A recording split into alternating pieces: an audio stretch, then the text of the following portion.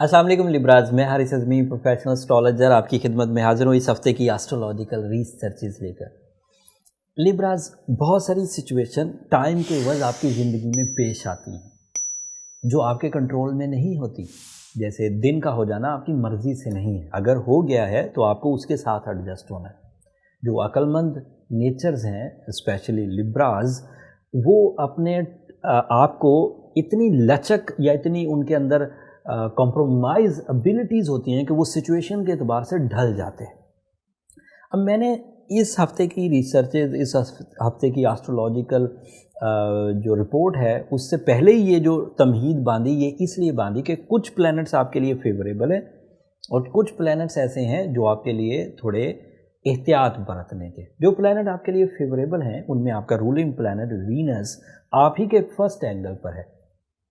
Rules کے مطابق یہ ایک بہترین اینگل ہے جس میں لیبرا اپنی صلاحیتوں کا فیول، اپنی صلاحیتوں کو فلرش کرنے کے لیے جس طرح کی سپورٹ ٹائم سے چاہیے ہوگی وہ انہیں ملے گی۔ لیبرا کی کوالٹیز میں ایموشنز، سیکریفائزنگز، رومانس، ریلیشن شپ، ہمبلنس، ہیومر، یہ سب وہ کوالٹیز ہیں جس کی وجہ سے لیبراز مشہور ہیں، انصاف پسند۔ اب ان کوالٹیز کے عوض جتنی بھی وہ کامیابیاں حاصل کرنا چاہیں وہ کر سکتے ہیں۔ اس میں پرسنالٹی اٹریکشنز ہیں، اس میں کریٹیوٹی ہے، اس میں پی آر ہے، اس میں ڈیل میکنگ ہے، اس میں ذہنی ہم آہنگی ہے، اس میں ریلیشن شپ ہے، اس میں لو لائف ہے، اس میں شادی ہے۔ یہ سب چیزیں کر سکتے ہیں کیونکہ Venus is in good form and Mercury is also in your first house.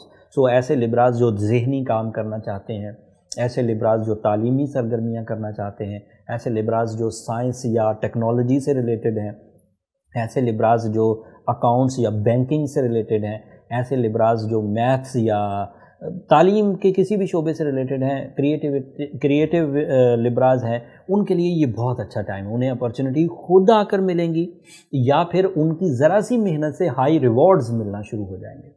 تو یہ دو پلینٹ بہت اچھے، انہی پلینٹس کے عوض میں نے کہا تھا کہ وقت آپ پر مہربان ہے اور اچھی فارم میں جا رہا ہے۔ بٹ دو پلینٹ اس وقت کمزور حالت میں ہیں۔ سن اینڈ مارس دونوں طاقتور ہیں، ان کے کچھ فائدے بھی ہیں، لیکن اس کا ایک ایسپیکٹ یہ ہے کہ وہ آپ کے ارادوں کی طاقت کو تھوڑا کمزور کر سکتے ہیں، آپ کے اندر سے تھوڑے سے ڈسپلن کی کمی لا سکتے ہیں۔ آپ جن جگہوں پر بہت اگریسولی اور بہت افیکٹولی کام کیا کرتے تھے وہاں پر کچھ کمزوری آ سکتی ہے۔ یہ دونوں ہی پلینٹ آپ کے 12th اینگل پر ہے اور کسی کے لیے یہ 12th اینگل پر نہیں ہے، صرف آپ کے لیے اس سیزن میں یہ کچھ عرصہ چلیں گے۔ مارس تو 12th اینگل کو جلدی اگلے ہفتے ہی چھوڑ دے گا، تو آپ کی ٹربلز بہت حد تک ریپیئر ہو جائیں گی۔ بٹ سورج یہاں 22 ستمبر تک رہے گا اور سال میں ایک دفعہ یہ 12ویں گھر میں سے گزرتا ہے۔ میں اسے اچھا اس لیے مانتا ہوں کہ اس سے بندہ اس خول سے باہر آ جاتا ہے جو اس نے مصنوعی طریقے سے اپنے اوپر بنایا ہوتا ہے، خام خواہ کا اس نے اپنے ارد گرد ایک جالا بنا ہوتا ہے، لیکن جب سورج 12ویں گھر میں آتا ہے اسے اپنی حقیقت پتہ چلتی ہے، اس کی جو اسپرچول سائڈ ہے وہ ریئلسٹک اپروچز سے سوچنا شروع کرتی ہے، اس کو اپنی کمزوریاں پتہ چلتی ہیں، اس کو اپنے اندر جو پلانز کی کمی ہے وہ پتہ چلتی ہے۔ تو ایک طرح سے یہ اس طرح پروڈکٹیو ہوا، لیکن یہ نان مٹیریل سائڈ کی یا میچورٹی سائڈ کی پروڈکٹیوٹی ہے۔ ارادے بہرحال کمزور رہتے ہیں، کبھی کبھی ایسی سازشیں بھی کامیاب ہو جاتی ہیں جو آپ کے بیہائنڈ دا اسکرین آپ کے کولیگز یا آپ کے کلوز ونز آپ کے لیے جو لیگ پل کرتے ہیں اس سے کوئی بڑی ڈیزاسٹرنگ سچویشن پیدا نہیں ہوتی، لیکن کچھ بندے کو جیسے اسٹرگل بڑھ جائے، جیسے اسے تھوڑا سا فیلنگز ان پلیزنٹ ہو جائیں، اس طرح کی سچویشن بن سکتی۔ بٹ اس طرح کی سچویشن کو تمام لیبراز بہت آسانی سے ریکور کر سکتے ہیں with the help of Ruby, opal, yellow sapphire and کسی حد تک بلو سفائر بھی۔ جو لوگ ذرا اسٹرانگ ہیں وہ بلو سفائر کے بھی 3 کیرٹ پہن سکتے ہیں اگر اچھی کوالٹی کا بلو سفائر استعمال کریں تو۔ ساتھ میں سورہ شمس پڑھنا، لائٹ شیڈز پہننا، کسی بھی کلر کا لائٹ شیڈ یا پھر آف وائٹ شیڈ جو ہے وہ آپ کے لیے کافی سود مند ثابت ہوگا اس سچویشن کو کور کرنے کے لیے۔ اگر یہ چیز کور ہو گئی تو جو وینس اینڈ مرکری کی کمبینیشن ہے یہ مزید طاقتور ہوگی اگلے ہفتے۔ مرکری وینس اگلے ہاؤس میں چلا جائے گا، that is your second angle, وہاں سے بھی وہ بینیفٹ دے گا، لیکن یہ تفصیل تو اگلے ہی ہفتے بیان کروں گا۔ کچھ چیزیں اگلے ہفتے سے آپ کی بہتر ہونا شروع ہو جائیں گی اور یہ جو بہتری ہے یہ پھر जो इस वक्त बेहतर स्टार्स चल रहे हैं वो थोड़े कमज़ोर होंगे. सो सिचुएशन और वक्त का बदल कर आना ये रब ताला की हाकमियत, प्लानिंग और उसकी एक्यूरेसी की इत्तला देता है. एंड इस पर हमारा ईमान भी है.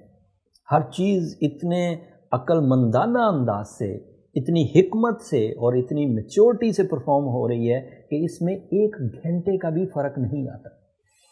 जब से मैं पैदा हुआ हूँ या जब से ये साइंस एस्ट्रोलॉजी की बनी है, तब से यही एक्सपीरियंस किया जा रहा है कि ये एंगल मुसलसल हैं, ये टाइम बिहेवियर्स मुसलसल हैं और इन्हीं से ह्यूमन नेचर में मैच्योरिटी पहले बढ़ती है.